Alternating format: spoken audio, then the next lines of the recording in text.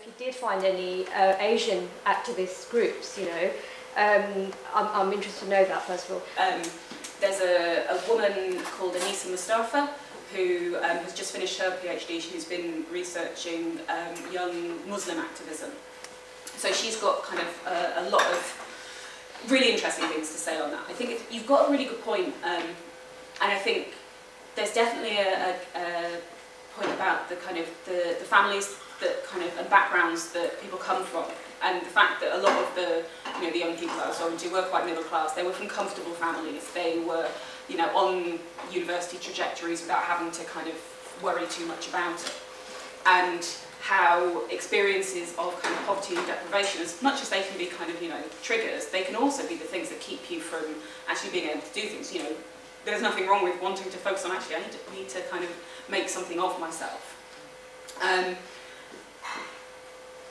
But what I think is quite interesting, particularly in terms of, I did struggle to find, and I did deliberately try and seek out young women of colour, was because, particularly, almost exclusively in anarchism, but particularly in environmentalism, it's white. It is so white, and we have massive problems of kind of colonialism, and I think particularly with the protests around the Paris talks, there were some really interesting mobilisations of young people of colour and people from the global south in saying, hang on, the environmental movement is hugely white, and that's not fair, and that doesn't represent us, and the actions that we try to take are often met with some really dodgy forms of racism by seemingly enlightened, right-on people.